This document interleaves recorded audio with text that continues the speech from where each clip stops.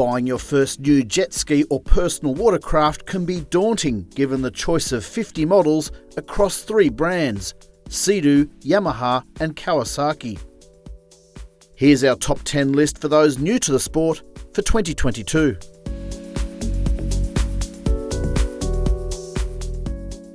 Before we go through our top 10 list from smallest to largest and cheapest to dearest, it's worth quickly covering off warranty.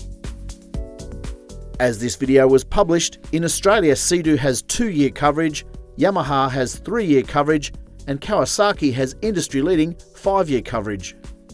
If buying a jet ski in the US, Canada, Europe or Asia, please check with your local dealers. Another quick note, none of these jet skis are designed to keep you dry when having fun on the water. Some are better at deflecting splash than others, but if you don't want to get wet, buy a boat. Sea-Doo and Yamaha have 3 sizes of jet ski and personal watercraft: small, medium and large. Kawasaki has medium and large. We've selected non-supercharged jet skis for this video because they're fast enough already, more fuel efficient than supercharged jet skis, and are a great way to get into the sport. All prices listed here are in Australian dollars and have been rounded up and exclude trailer and registration, which typically add about $2,000 to the price. Please click on the link to the full story in the video description below. First up, Sea-Doo Spark and the Sea-Doo Spark Trix. In Australia they range in price from $9,000 to $13,000 ski only, and are powered by a perky and efficient 900cc 3-cylinder engine available with 60 horsepower or 90 horsepower. The Sea-Doo Spark and Spark Trix have been around for a few years and a new model is around the corner. But they are a great way into the sport, extremely easy to manoeuvre and will help you develop basic skills on the water. The Spark Trix is the one that can ride on its tail, which is surprisingly easy to do after a few attempts. Downsides: this is a wet ride, and although it's incredibly fuel efficient, the fuel tank itself is small and there's next to no storage space for a phone, wallet or a tube of sunscreen. Although the Spark and Spark Trix are available as 2 or 3-seaters, they really are suited to riding solo. Next up, Yamaha EX and EX Deluxe. They range in price from $9,000 to $12,000 ski only and are powered by a 1050cc 3-cylinder engine. Yamaha doesn't quote power figures for most models, but the EX is estimated to have a 90 horsepower output. The EX is a more precise ski than the Sea-Doo Spark and is plenty of fun, although it can't ride on its tail like the Sea-Doo Spark Trix. The Yamaha EX has a more durable SMC fiberglass hull, a larger rear deck for easier reboarding, a larger seat, and more storage than a Sea-Doo Spark. The economical engine and 50-litre fuel tank deliver endless fun. If you can afford it, it's worth paying the extra $3,000 for the EX Deluxe, which adds the convenience and safety of a reverse trigger, side mirrors, and rear boarding step.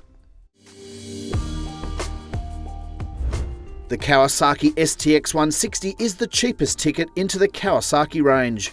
As a medium-sized jet ski, the Kawasaki STX 160 is bigger than the Sea-Doo Spark and Yamaha EX.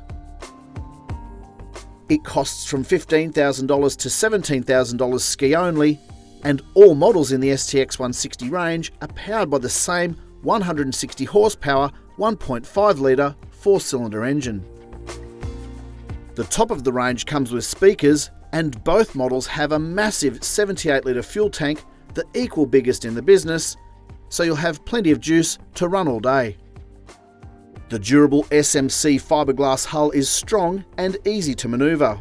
One setback: while Sea-Doo and Yamaha have intuitive reverse triggers, Kawasaki makes do with an old-school reverse lever that is awkward to use.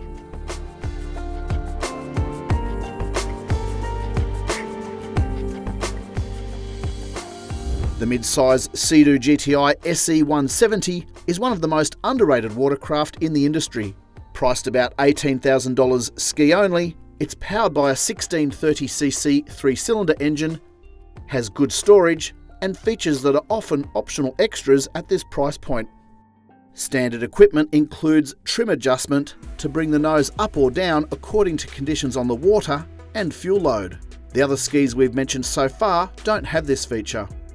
There's also a rear boarding step and the option of a speaker system.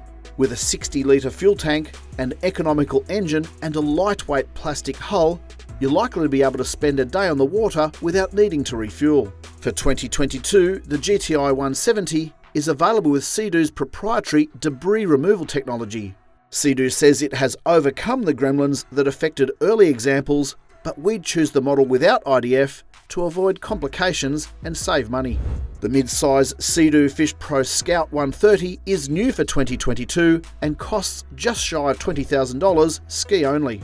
It shares its upper body and hull with the GTI 170 and is powered by the same 1630cc 3-cylinder engine, but it has been detuned to 130 horsepower for better fuel economy and longer riding range.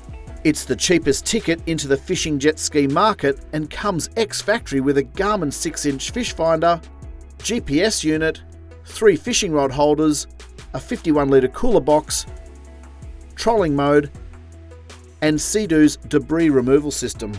It's a capable craft, but as with the rest of the GTI series, it's better suited to calm waters rather than ocean or choppy conditions. The mid-size Yamaha VX Cruiser 1050 is priced about $18,000 ski only and powered by a 1050cc 3-cylinder engine. This is also one of the most underrated models in the jet ski and personal watercraft market today. For 2022, Yamaha has equipped this model with factory-fitted speakers, stepped seating and docking cleats. Storage in the centre console and in the nose are fair for this size of craft. The hull is made from durable SMC fiberglass, but moulded to the same shape as Yamaha's race-winning GP 1800 hull. It's a comfortable and very easy craft to manoeuvre with precise handling. Downsides? Sadly, there's no adjustable trim on this model. Otherwise, it's close to being the perfect first-time ski. With a 70-litre tank and a small engine, it too will run all day for most buyers. The Kawasaki Ultra LX is the brand's entry point into the large jet ski class. It costs about $16,500 ski only and is powered by a 160 horsepower 1.5-litre 4-cylinder engine. The Kawasaki Ultra platform has been in this guise for 14 years, but as the saying goes, if it ain't broke, don't fix it.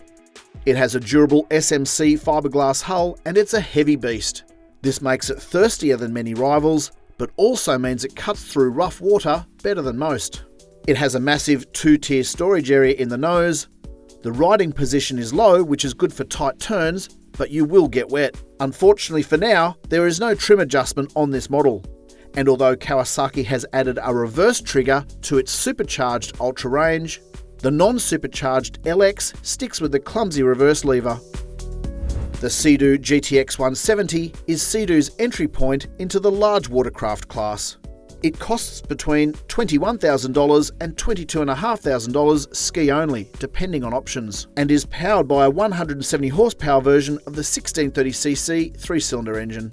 It's the same platform that's the basis of the Sea-Doo Fish Pro Sport and Fish Pro Trophy editions, but without the fishing accessories, which can be added later. Debris removal technology is also available on the GTX 170, but in our view that option is not a necessity. A triumph of industrial design, the top deck makes the ST3 series of the Sea-Doo range the most user-friendly jet ski on the market today, but the shape of the hull is better suited to flat water or medium chop. In rough conditions, the Sea-Doo tends to bow hunt and is not as predictable or as comfortable as the Yamaha FX when the going gets really tough. The Yamaha FX HO is Yamaha's entry point into the large watercraft class. It's priced from $22,500 to $24,000 ski only and is powered by a 1.8-litre 4-cylinder engine. In Australia, both models come with factory-fitted speakers and new 5-inch digital displays with high-resolution glass screens. The infotainment system can be configured with maps or to make and take calls and text messages. For 2022, the hull has been upgraded to heavy-duty SMC fiberglass rather than lightweight Nano XL. The Yamaha FX has good storage in the nose, and there's now a dedicated space and charging capability for smartphones in the centre console.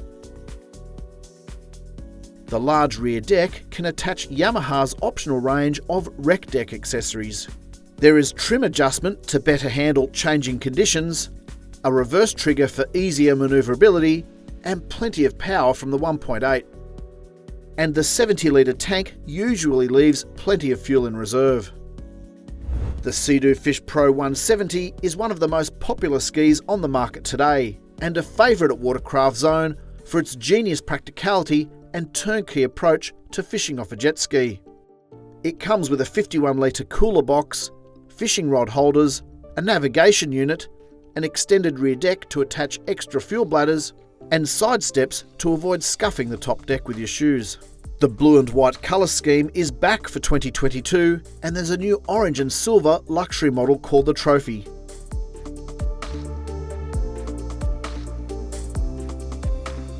The three Sea-Doo Fish Pro 170 models for 2022 range from $23,000 to $27,500 ski only.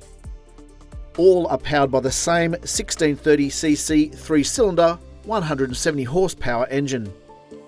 Downsides: as with other Sea-Doo ST3 models, the Fish Pro Sport is better suited to flat water or medium chop rather than rough surf, and the large footwells can fill up with water, but a quick blast of the throttle empties them pretty quickly.